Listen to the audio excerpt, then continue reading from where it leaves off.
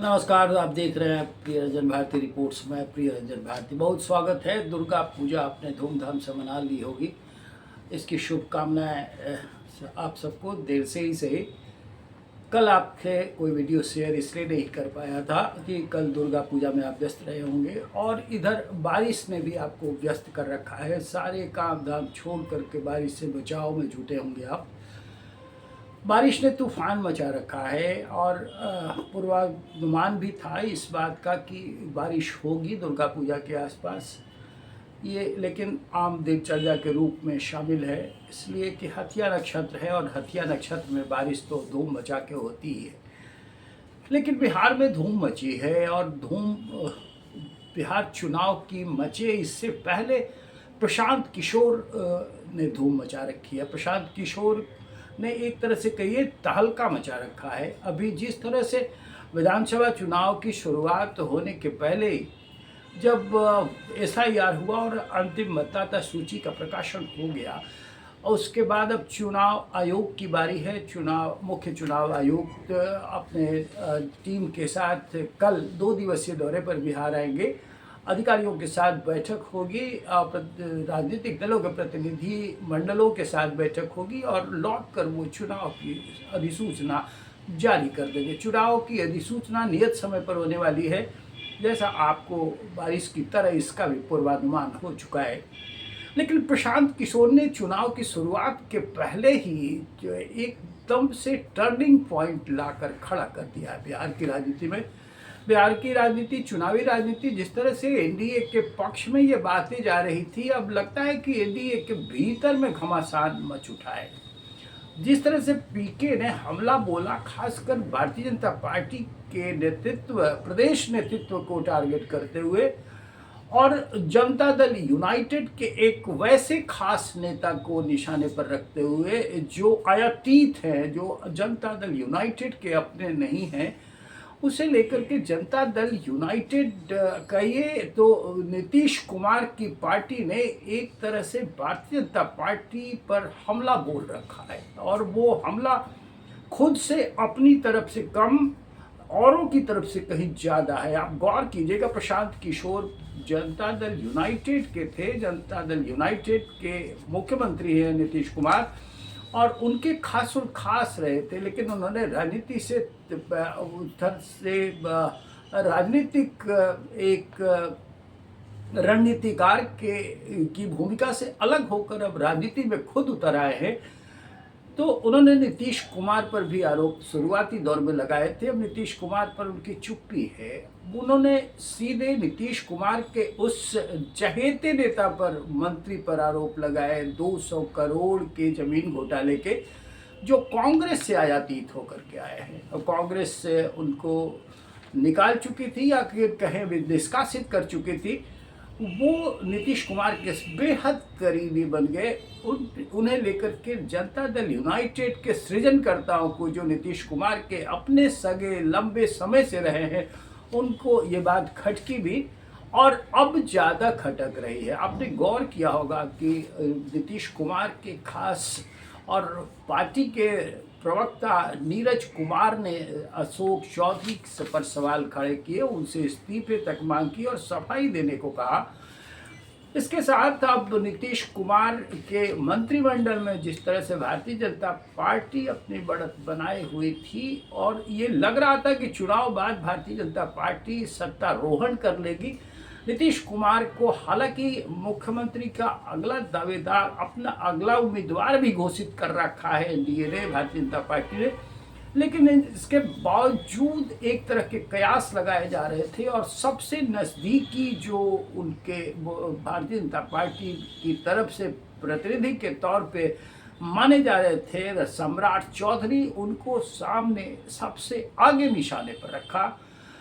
जायसवाल बंधुओं को, जो जायसवाल अभी पार्टी के प्रदेश अध्यक्ष हैं और जो पूर्व अध्यक्ष थे, इन दोनों के साथ साथ मंगल पांडे को भी निशाने पर रखा। अब इससे आरोप तरह तरह के जो लगे हैं, जिस तरह के माहौल बन गए हैं, उससे भारतीय जनता पार्टी पर जनता दल यूनाइटेड का एक खासा दबाव पड़ता हुआ दिख रहा है और उस दबाव की राजनीति के, उस दबाव के इर्द गिर्द राजनीति घूम रही है।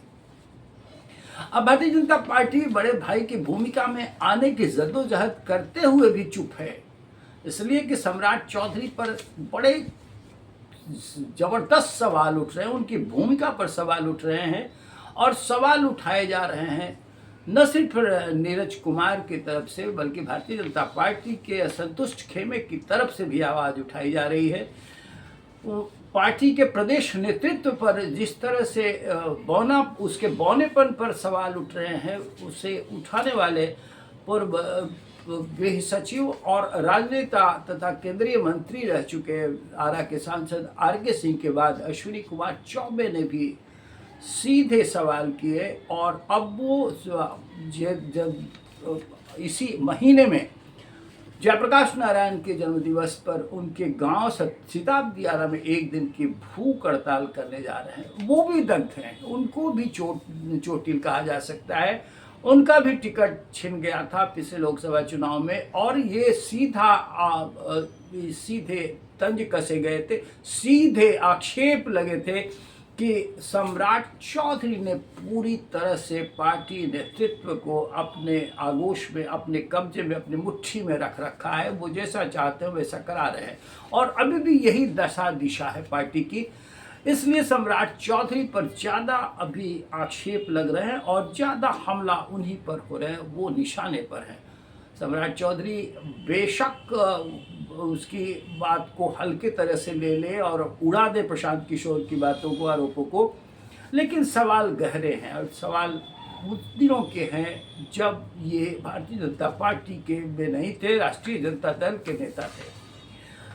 इन पर हत्या के जिस तरह के आरोप लग रहे हैं और इनकी उम्र को लेकर के सवाल उठाए जा रहे हैं, खुद नीरज कुमार ने सार्वजनिक रूप से कहा कि वो इस बात की पुष्टि करें और ये साबित करें।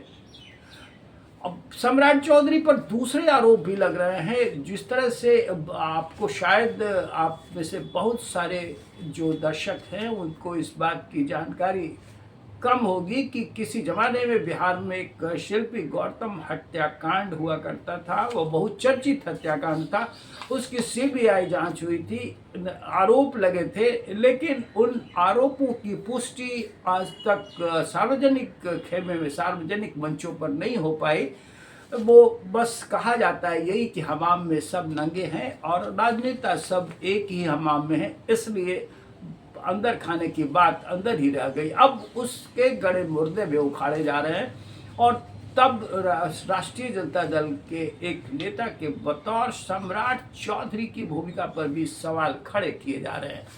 अभय आनंद जो पूर्व डीजीपी है, उन्होंने तो यहाँ तक आरोप लगाए हैं और खुल करके सार्वजनिक मंच पर, सोशल मीडिया पर ये बात साझा की है कि बस कुछ नहीं करना है, सम्राट चौधरी का बोन टेस्ट और डीएनए टेस्ट करा लिया जाए। इसी में शिल्पी गौतम कांड का और बहुत सारे पहेलियों का रहस्य खुलकर सामने आ जाएगा। अब इन सब आक्षेपों और इन सब सवालों के इर्द गिर्द राजनीति कहाँ जा पहुंची है। जिस तरह से चुनाव के बाद भारतीय जनता पार्टी बिहार में अपनी सरकार बनाने के क्रमों को लेकर के चर्चा में आई थी और ये माना जा रहा था लंबे समय से कि भारतीय जनता पार्टी इस बार बिहार में अपने हाथ में शासन की बागडोर ले लेगी। बेशक नीतीश कुमार को सामने रखा गया है, लेकिन नीतीश कुमार पर यह भी आक्षेप कहा जा रहा लगा था कि नीतीश कुमार तो अचेतावस्था में है। मुख्यमंत्री बेशक अचेतावस्था में न हो, लेकिन ये आरोप लगाए जा रहे थे विपक्ष की ओर से लगातार। अब भी ये बातें कही जा रही है, अचेतावस्था में हो या नहीं ये मेरा सवाल नहीं है, ये मेडिकल जांच का विषय है और ये स्वास्थ्य से संबंधित जानकारी देने वाले इसकी पुष्टि कर सकते हैं। लेकिन मुख्यमंत्री बहुत ज़्यादा दिलचस्पी अगर ले रहे हैं तो सिर्फ बिहार के विकास में अपनी भूमिका को चिन्हित करने के लिए लगातार जिस तरह से बिहार के विकास की योजनाएं सड़कों जमीन पे उतारी जा रही हैं विधानसभा चुनाव से पहले, उसमें निश्चित रूप से उनकी भूमिका अग्रणी होती है और ये आईने की तरह ये साफ भी हो जाता है कि नीतीश कुमार बिहार की सूरत बदलने में लगे हुए हैं। प्रधानमंत्री नरेंद्र मोदी उनकी भरसक मदद कर रहे हैं, केंद्र की भरसक मदद से बिहार के विकसित स्वरूप की तस्वीर पेश की जा रही है। लेकिन जिस हसरत में भारतीय जनता पार्टी आगे आ रही थी, उसके नेता ही जब रॉन्ग बॉक्स में खड़े हो जाते हैं तो स्वाभाविक रूप से सवाल उठता है, और वो सवाल अभी खड़ा हो गया है। चुनाव की शुरुआत के पहले ही ये चुनाव पर सवाल खड़े हुए हैं और ये सवाल उठा रहे हैं। तो प्रशांत किशोर, आप गौर कीजिएगा, प्रशांत किशोर बेशक अभी जन सुराज के संस्थापक अध्यक्ष के रूप में हों और बिहार में क्रांतिकारी शुरुआत करने की बात कर रहे हों, लेकिन कब पीछे लौट कर देखिए तो जनता दल यूनाइटेड के नेता और मुख्यमंत्री नीतीश कुमार के वो बेहद खास हुआ करते थे। अब जब सवाल उठाए जा रहे हैं भारतीय जनता पार्टी पर, तो ये सवाल भी उठना लाजमी है कि कहीं पर्दे के पीछे से इस खेल का सूत्रधार नीतीश कुमार के अपने हाथों से संचालित होने वाले लोग तो नहीं हैं। नीतीश कुमार के लोग वाकई जनता दल यूनाइटेड को उसी भूमिका में रखना चाहते हैं जिस भूमिका में वो पहले से रहा है और जिस भूमिका में भारतीय जनता पार्टी आने को मचल रही है, हसरत पाले हुई है। अब ये हसरतें कहाँ जाएंगी या मिट जाएंगी या किसी मुकाम पर आकर दम तोड़ देंगी, ये सवाल तो चुनाव परिणाम के बाद आप पूछेंगे तो बेहतर होगा।